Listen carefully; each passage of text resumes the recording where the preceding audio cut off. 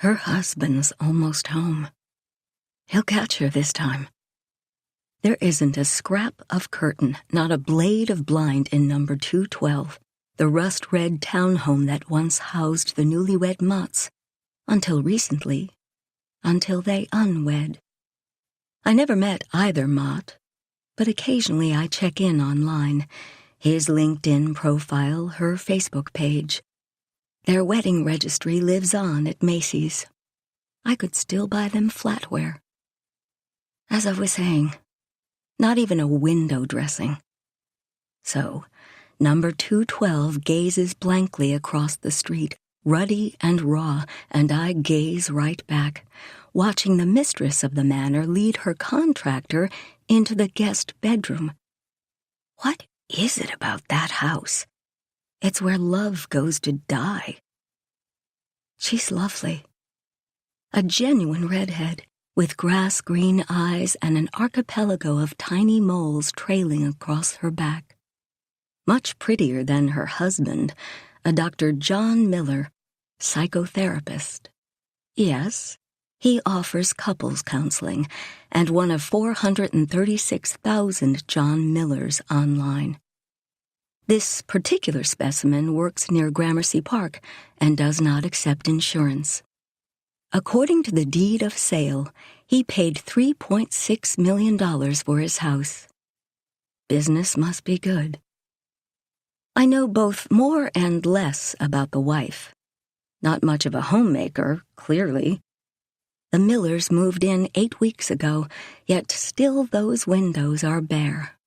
Tisk, tisk. She practices yoga 3 times a week, tripping down the steps with her magic carpet mat rolled beneath one arm, legs shrink-wrapped in Lululemon. And she must volunteer someplace. She leaves the house a little past 11 on Mondays and Fridays, around the time I get up, and returns between 5 and 5:30, just as I'm settling in for my nightly film. This evening's selection, The Man Who Knew Too Much, for the umpteenth time. I am the woman who viewed too much. I've noticed she likes a drink in the afternoon, as do I. Does she also like a drink in the morning? As do I. But her age is a mystery, although she's certainly younger than Dr. Miller, and younger than me, nimbler too. Her name I can only guess at. I think of her as Rita, because she looks like Hayworth and Gilda. I'm not in the least interested. Love that line. I myself am very much interested. Not in her body, the pale ridge of her spine, her shoulder blades like stunted wings, the baby blue bra clasping her breasts. Whenever these loom within my lens, any of them, I look away. But in the life she leads, the lives, 2 more than I've got. Her husband rounded the corner a moment ago, just past noon, not long after his wife pressed the front door shut, contractor in tow.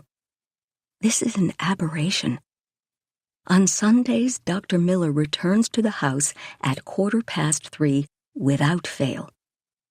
Yet now the good doctor strides down the sidewalk, breath chugging from his mouth, briefcase swinging from one hand, wedding band winking. I zoom in on his feet.